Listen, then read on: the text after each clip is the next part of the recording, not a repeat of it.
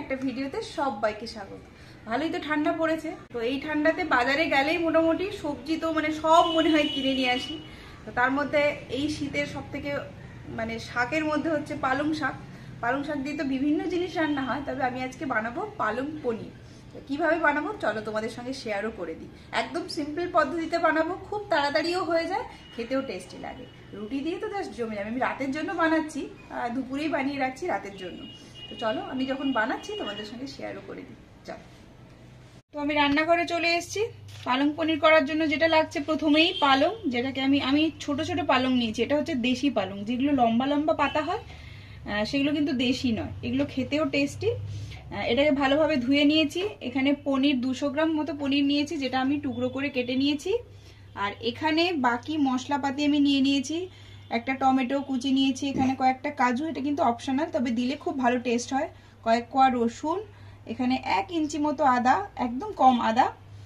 আর এখানে নিয়েছি কয়েকটা ধনে পাতা, এটা এই পালং শাকের সঙ্গে পেস্ট করব। আর এখানে রয়েছে একটা গোটা পেঁয়াজ, যেটা কুচি করে নিয়েছি।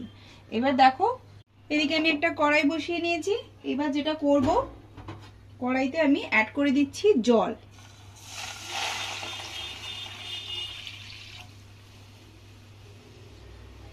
এবার জলটাকে একটু গরম হতে দেব। দেখো জলটা ফুটে গেছে। এবার এই যে ধুয়ে রেখেছিলাম পালংগুলো এতে দিয়ে দিচ্ছি।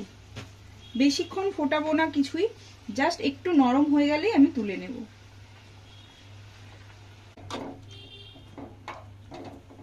দেখো ভালো মতো সেদ্ধ মানে কি, জাস্ট কাঁচা ভাবটা চলে গেছে। আমি গ্যাস অফ করে দিচ্ছি আর এটাকে তুলে নিচ্ছি।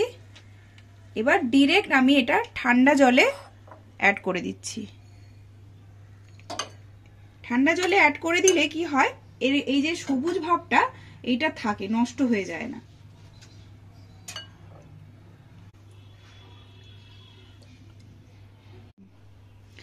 দেখো আমি সমস্তটা তুলে নিয়েছি। এবার এই জলটা আমার এখন কাজে লাগছে না, তবে এটা তোমরা রেখে দিতে পারো।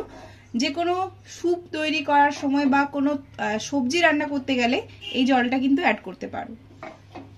তো এখানে সমস্তটা আমি জলে ডুবিয়ে নিয়েছি। দেখো ঠান্ডা জলে ডুবিয়ে নিয়েছি, দিলে কালারটা ঠিক থাকবে। এবার চলো বাকি প্রসেসটা শুরু করি।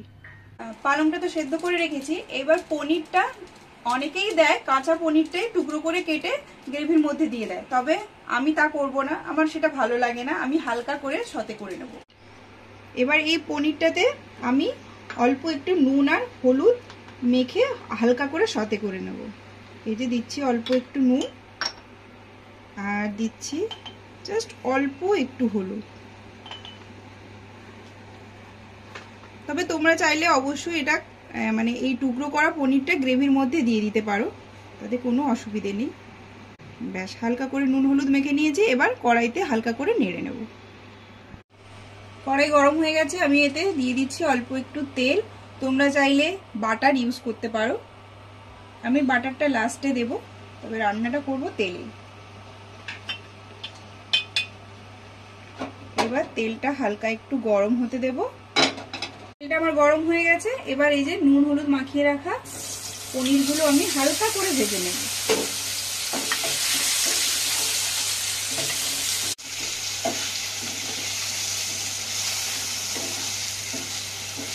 জাস্ট হালকা ব্রাউন হবে, তারপরেই আমি তুলে নেব। খুব বেশি ভাজবো না, তাহলে কিন্তু পনিরগুলো শক্ত হয়ে যাবে। এই দেখো হালকা হালকা ব্রাউন হতে আছে, আমি উল্টে দিচ্ছি। এই যে দেখো হালকা হালকা ব্রাউন হলেই আমি উল্টে দেবো অপর পিঠটা, তারপর তুলে নেব। দেখো হালকা করে ব্রাউন হয়ে গেছে, এর থেকে বেশি আমি কিন্তু ভাজবো না। এবার আমি তুলে নেব।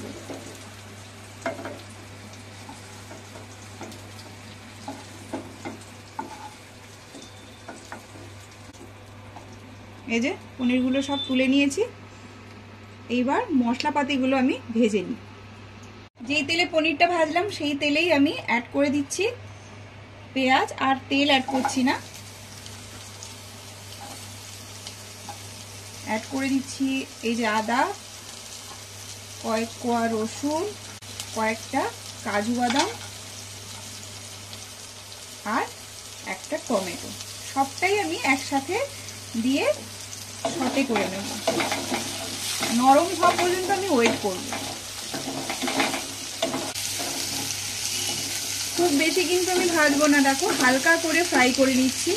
অলরেডি আমার ফ্রাই হয়েই গেছে, আর এর থেকে আর বেশি ভাজবো না। আমি গ্যাসটা অফ করে দিচ্ছি, আর এই মশলাটা একটু ঠান্ডা হওয়া পর্যন্ত ওয়েট করব আমি। দেখো এখানে মশলা আমার একদম ঠান্ডা হয়ে গেছে। এবার যেটা আমি করব, এই যে একটা গ্রাইন্ডারের জার নিয়ে নিয়েছি। এবার এই জারে আমি এই যে আগে থেকে ভিজিয়ে রেখেছিলাম ঠান্ডা জলে পালং শাকটা, সেইটা এবার আমি অ্যাড করব।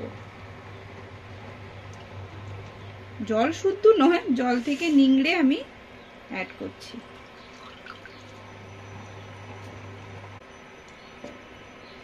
এটা অ্যাড করে দেওয়ার পর আমি যে ভেজে রেখেছিলাম মশলাগুলো, সেইগুলো এর উপরে অ্যাড করে দেব।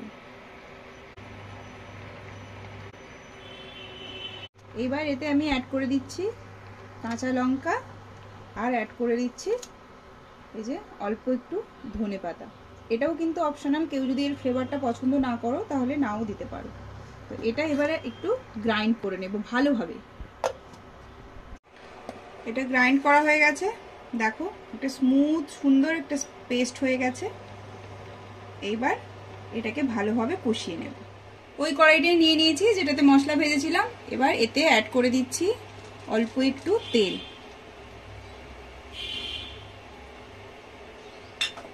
তেলটা অ্যাড করে দেওয়ার পর আমি এর সঙ্গেই তেলের সঙ্গেই অ্যাড করছি অল্প একটু বাটার। মানে সুন্দর একটা স্মেল আসছে।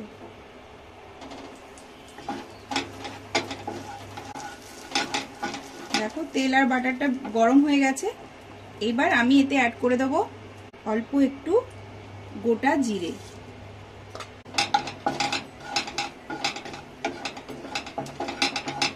জিরেটা ভালোভাবে মানে ভাজা হয়ে গেছে। এবার এতে ওই যে পেস্টটা করে রেখেছিলাম ওটা অ্যাড করে দিচ্ছি। এবার এটা ভালোভাবে কষে নিতে হবে।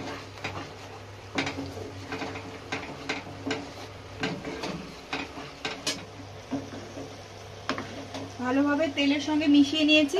এবার এখানে ড্রাই স্পাইসেস গুলো অ্যাড করে দেব। দিচ্ছি হাফ টিস্পুন ধনে গুঁড়ো, হাফ টিস্পুন জিরে গুঁড়ো, অল্প একটু কাশ্মীরি লঙ্কার গুঁড়ো, অপশনাল এটা অবশ্যই।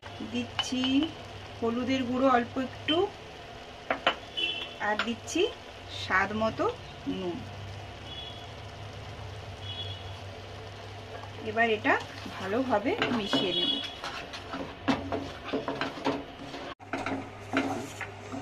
দিচ্ছি অল্প একটু ওই যে গ্রাইন্ডারটা ধুয়ে অল্প একটু জল অ্যাড করছি। গ্রেভিটা যে যেরকম চাইবে সেই রকম ভাবে জলটা কিন্তু অ্যাড করতে হবে। এবার এটা ভালোভাবে ফুটিয়ে নেব। মশলাটা মানে পালং শাক যেহেতু আমি ভাপিয়ে নিয়েছি সেজন্য তার কিন্তু রস স্মেলটা অলরেডি চলে গেছে। এবার যে সমস্ত মশলাগুলো দিলাম সেইগুলো এবার ভালোভাবে এর সঙ্গে মিশিয়ে ভালোভাবে ফুটিয়ে নিতে হবে। আরও একটু জল অ্যাড করে দিচ্ছি।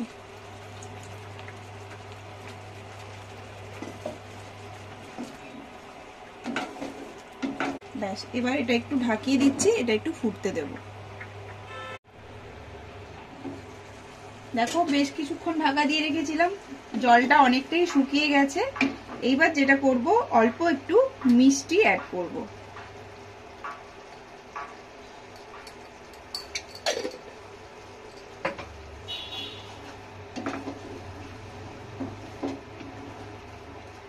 ব্যাস, মিষ্টিটা অ্যাড করার পর ভালোভাবে মিশিয়ে নেব। এবার যেটা করব যে আগে থেকে ভেজে রেখেছিলাম পনিরগুলো, সেগুলো এবার এই গ্রেভিতে অ্যাড করে দিচ্ছি।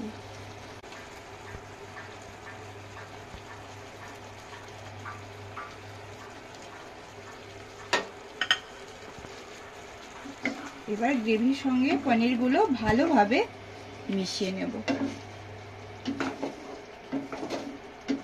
খুব অল্প সময় আর একদম ঝামেলা ছাড়াই কিন্তু এই রান্নাটা হয়ে যায়। আর বেশি কিছু করার নেই, জাস্ট নুন মিষ্টিটা তোমরা চেক করে নেবে এই পর্যায়েতে, লাগলে অ্যাড করে দেবে। এবার এটাই সার্ভ করে দেওয়া যায় গরম গরম রুটির সঙ্গে। তবে আমি যেটা অ্যাড করছি এটা কিন্তু একদমই অপশনাল। এই যে আমুলের, এই যে দেখো আমুলের ফ্রেশ ক্রিমটা, এটা যেহেতু আমার কাছে ছিল সেই জন্যই অ্যাড করছি। তবে এটা একদমই অপশনাল, তবে এটা দিলে খেতে কিন্তু খুব টেস্টি হয়। এইটা আমি উপর থেকে অ্যাড করে দেবো একটু। এবার এটা মিশিয়ে নেব। তবে কেউ চাইলে এই ফ্রেশ ক্রিমের বদলে দুধের স্বরকে ভালোভাবে ফেটিয়ে অ্যাড করতে পারো, টেস্ট কিন্তু একই রকমই লাগবে। আমার পালং পনির কিন্তু একদম রেডি। তবে অনেকে এর সঙ্গে কাসুরি মেথি দেয়, তবে কাসুরি মেথি দিলে আমার মনে হয় যে কাসুরি মেথির গন্ধটাই থাকে, পালং পনিরের আর সেই ফ্লেভারটা থাকে না, সেই জন্য আমি কাসুরি মেথিটা কিন্তু দিই না। ব্যাস, এটা আমি এবার ঢাকা দিয়ে দেবো আর গ্যাসটা অফ করে দেবো। আমার রান্না কিন্তু একদম কমপ্লিট। ব্যাস, আমার রান্না কিন্তু একদম কমপ্লিট। দেখলে তো কত ইজি ভাবে আর কত কম সময়ে রান্না করে নেওয়া যায়। তবে ফ্রেশ ক্রিমটা অবশ্যই অপশনাল, কেউ চাইলে স্কিপ করতে পারো। আমার যেহেতু বাড়িতে ছিল সেই জন্যই আমি অ্যাড করেছি। আর এটা রুটি, রুমালি রুটি কিংবা ওই লাচ্ছা পরোটা, এটার সঙ্গে কিন্তু খুব ভালো লাগে খেতে। অবশ্যই বাড়িতে এই ঠান্ডার সময় অবশ্যই বাড়িতে একবার ট্রাই করো, আর কেমন লাগলো অবশ্যই জানিও। তাহলে আজকের ভিডিওটা এখানেই শেষ করছি, পরবর্তী নতুন ভিডিওতে আবার দেখা হচ্ছে। সবাই ভালো থেকো, সুস্থ থেকো আর হ্যাপি থেকো। টাটা।